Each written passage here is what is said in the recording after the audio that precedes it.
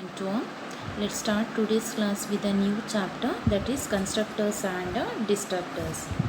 In this chapter we will focus on these topics: definition of constructor, need for use of constructors, and to identify various types of constructors, to highlight implicit and explicit declaration of constructors, to understand the need for constructor overloading, and to understand the need for constructors.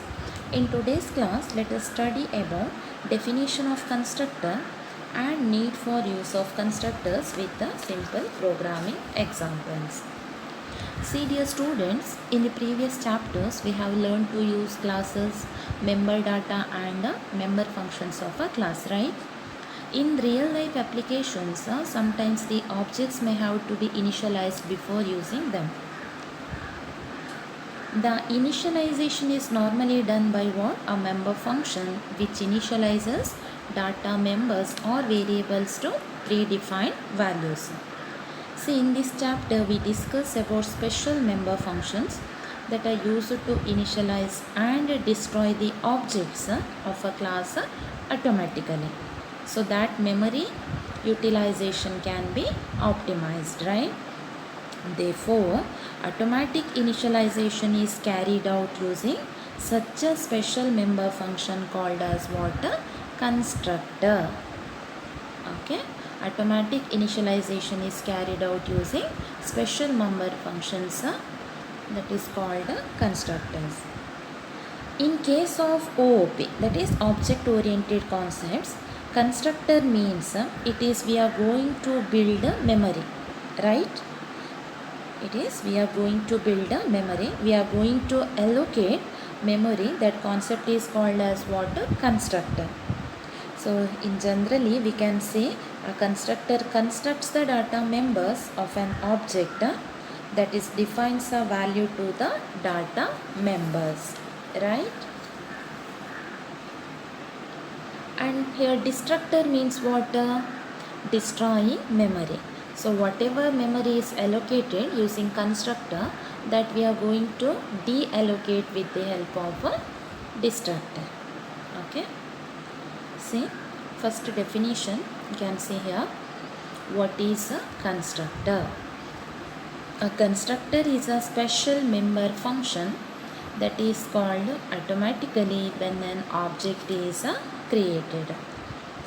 Okay, it is a special member function that is used in a classes to initialize the objects of a class automatically, right?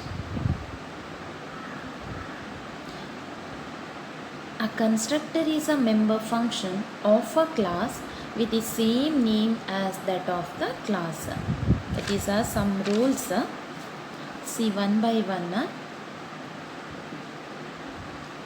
The following rules are used for writing a constructor function. It is important for 5 marks. The name of the constructor is the same as the name of the class, right? A constructor always has name that is same as the class name of which they are the members. Okay, why?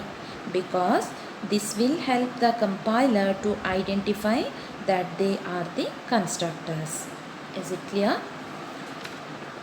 Next, and the second rule. A constructor, even though it is a function, has no return type.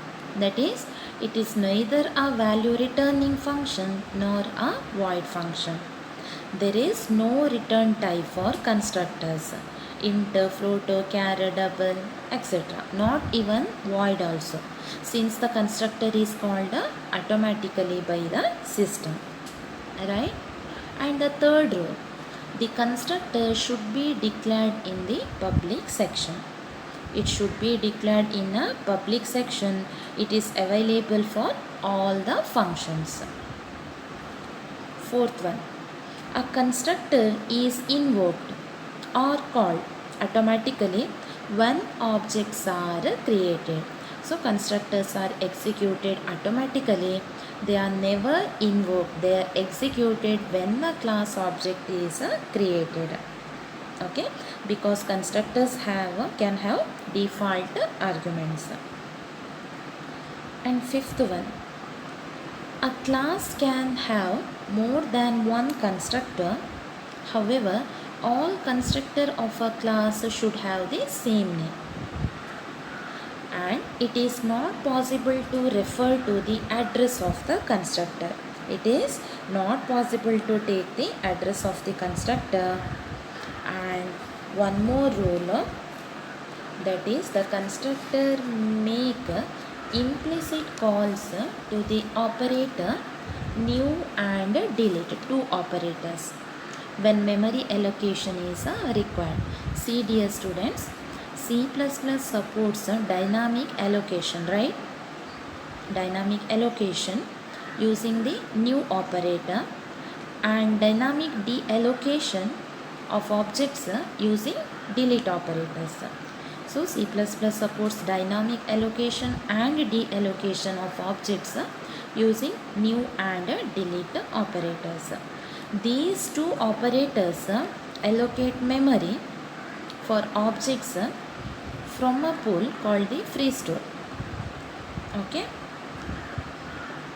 which one? New operator, allocate memory.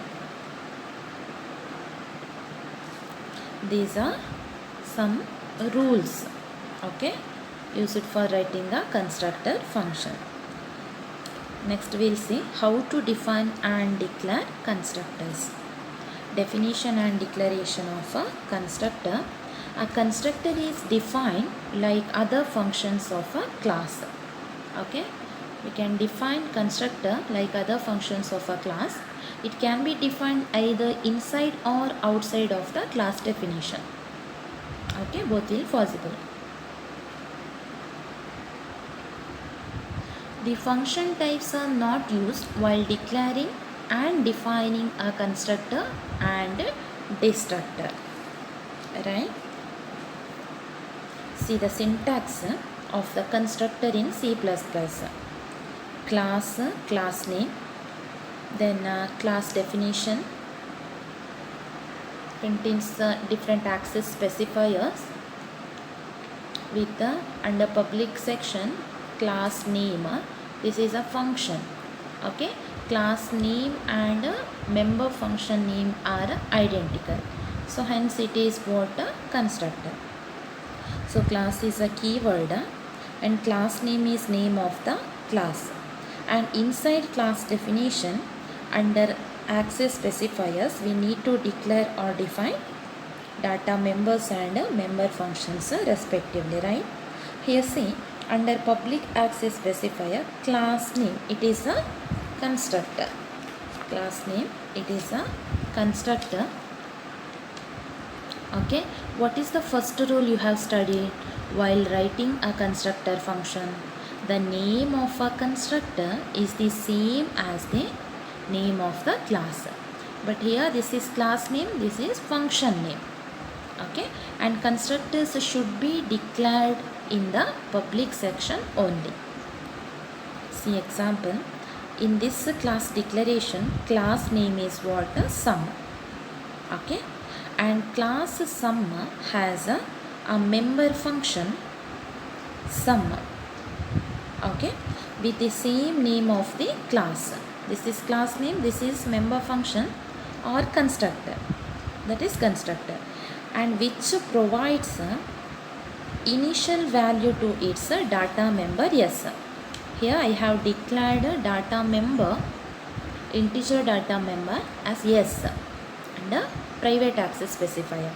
So here, okay, sum function which provides a constructor that provides initial value to its data member, that is s is equal to 0. Okay, and sum function or constructor has no return type.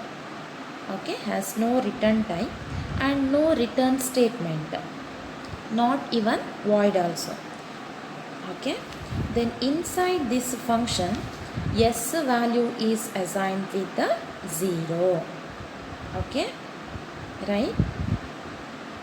And the display function here to display the outputs or values.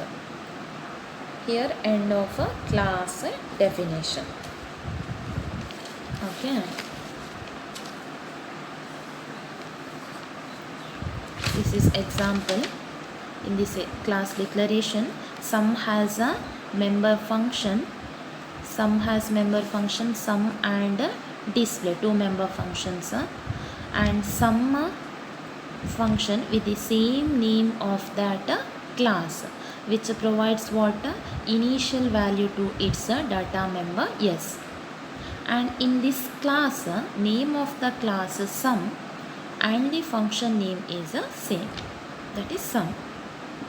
And this function has no return type and not even void. Okay, and this constructor sum declared in the public section. Is it clear?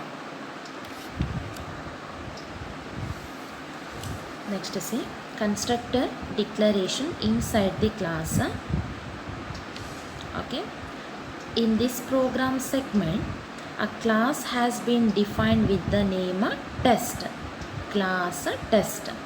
Okay, class has been defined with name test. Okay, which is defined in the public section of the class. So this is constructor name test. Class name and constructor name both are same. This is a class name and it is a function name. So constructor inside the class definition. So which is defined in the public section of the class. Both the class name and the function name are identical. So test of, this is a constructor, right? Under private access specifier, x and y are two integer data members. Okay, and under public test, this is constructor name or it is a special member function, same as class name. So defined inside the class definition, and inside this constructor, x and y variable initialized by 0. X is equal to 0 and y is equal to 0. Here end of a class definition. This is what constructor inside the class definition. Okay, constructor inside the class definition. And in this next example, definition of a constructor outside the class. Okay, in this example, as object is created, the initial values for the data members.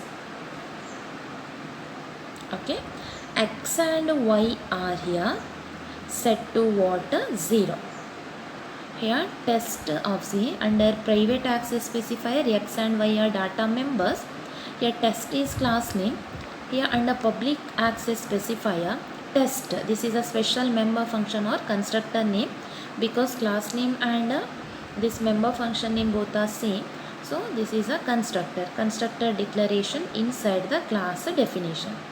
This is indicates inside the class definition. So here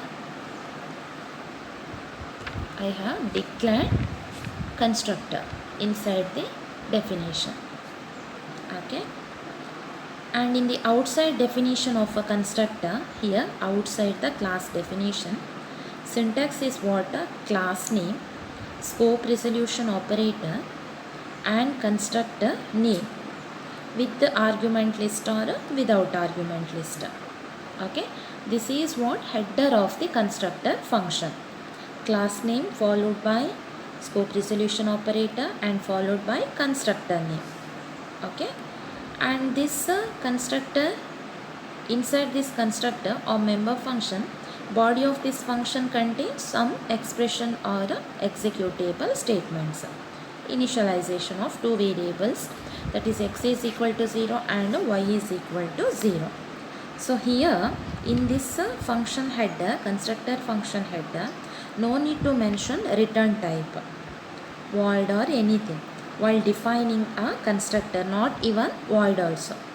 So no need to mention return type, only we can write it as test, that is class name, scope resolution operator and constructor name.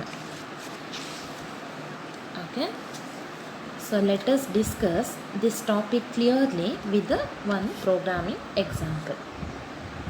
See here, in this program to demonstrate how constructor is automatically executed at the time of object creation.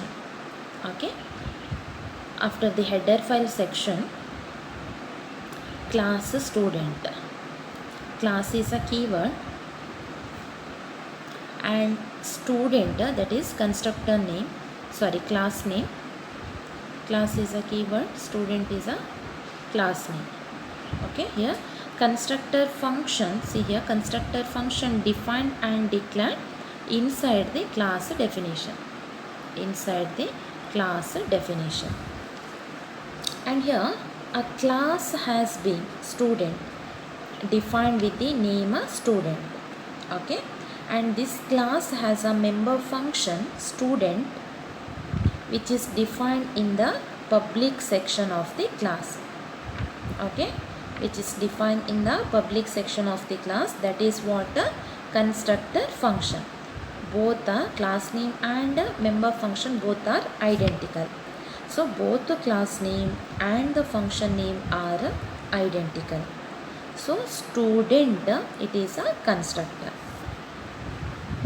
Okay, in the main function, say in the main function, S1 student S1 semicolon, student S2 semicolon, student S3 semicolon. This is what S1, S2, S3 are objects. These are declaration of objects. In the main function, S1, S2, S3 are three objects of type student. Student is a class name and S1 is an object or a class variable. Okay, here we have declared with the three different statements, right? Or we can write it as student class name S1, S2, S3 semicolon in a single statement. Okay, both are also possible. When an first object S1 is created, okay, when the first object S1 is created, the following message will be displayed. Okay, which message? Constructor called automatically at the time of object creation. Okay, so from this output it is clear that the constructor of a class, this is the first member function to be executed automatically.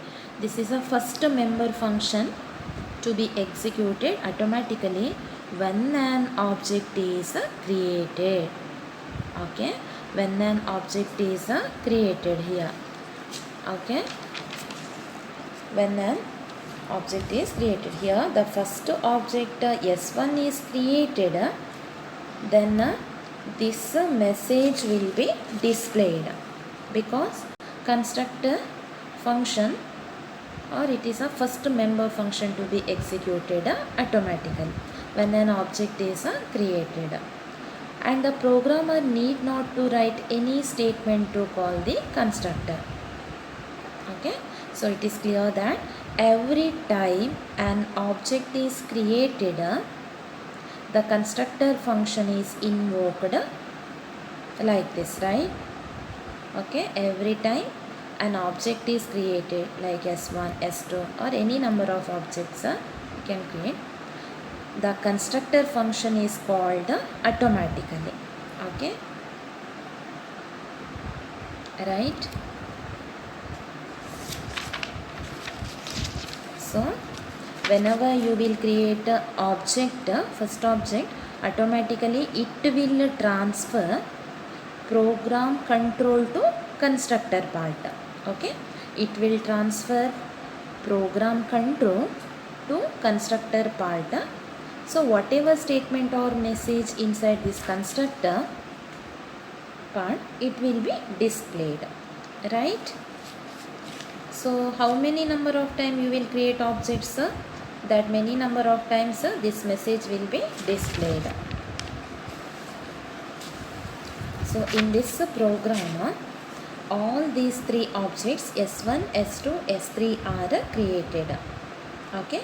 For the three objects, the constructor has been called three times. Okay. So all these objects will take a same set of values. Right. Same set of values. See students, always remember program execution is starts with the main section. Always remember program execution is starts with the main section. Using constructor in a program, so whenever you will create first object, I repeat, automatically it will transfer program control to constructor part. So whatever statement or message inside this constructor part, it will be displayed. Right. So how many number of times you will create objects? S1, S2, S3, 3 times. That many number of times this message will be displayed. Right. 3 times. Here I have created 3 objects. So this message will be displayed how many times? 3 times. Okay. That output you can see here. See here. It will displayed 3 times same message because we have created 3 objects. For S1, constructor called automatically at the time of object creation. For S2, again the statement constructor called automatically at the time of object creation. For S3, constructor called automatically at the time of object creation. Right. So it will display 3 times same message because we have created 3 objects here.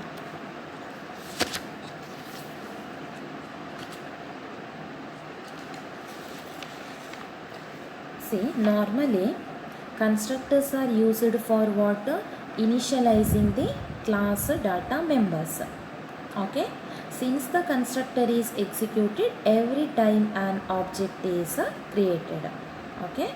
Since the constructor is executed every time an object is created, so it can be used to assign what? Initial values to the data members of the object. Okay.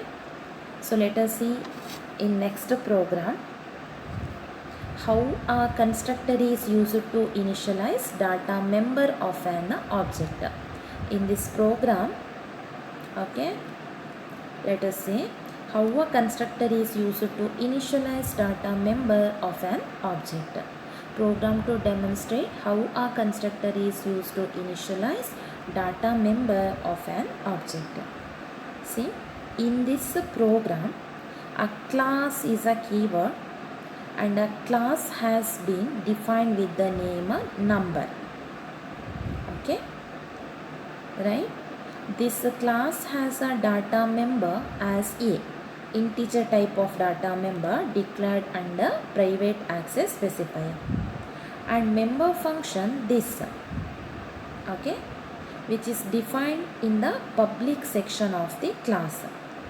So class name and member function, here both the class name number and the function name number are identical, both are same. So this special member function is a constructor. Is it clear? Both are class name and function name, both are identical. So this special member function is a constructor. So this is what defining constructor here inside the class definition. Is it clear? Here inside this constructor or member function, we need to initialize a what? Variable, that is data member. Need to initialize data member, that is a is equal to 100. Okay. In the main function, this are here, see, under public section, this is another function, that is display, used to display what? Value of a data member, that is a. Okay. Here end of class definition. In the main function,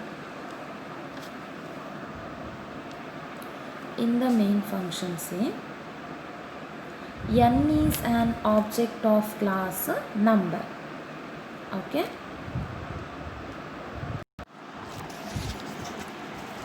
Say in the main function n is an object of class number, right?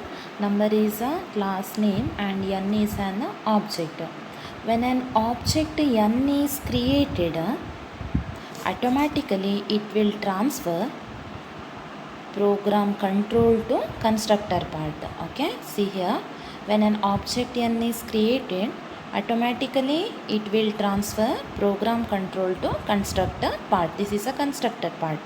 So whatever message inside this constructor part, it will be displayed, right? When an object n is created, automatically it will transfer program control to constructor part here. So whatever message inside this constructor part, it will be displayed. That is, which message? This is a class constructor, right? And the value of a is initialized by the constructor. That is, a is equal to 100. The constructor is automatically called when the object n is created. Okay. The proof or output of this is given by the display of the message. This is a class constructor. See here. Simultaneously say the data member, that is A. Okay. A is also initialized to 100 inside this constructor part, right? A is also initialized to 100 inside the constructor part. Thus, when the member function display, this is another member function. It is a special member function, that is constructor. Okay. When the member function display is called, we observe that the initialized value of A is displayed like this. Value of A is equal to 100. Is it clear? So n dot display semicolon and close the flower bracket. This is what program to demonstrate how a constructor is used to initialize data member of an object. Next we'll move on the topic need for a constructor. Important for 2 marks.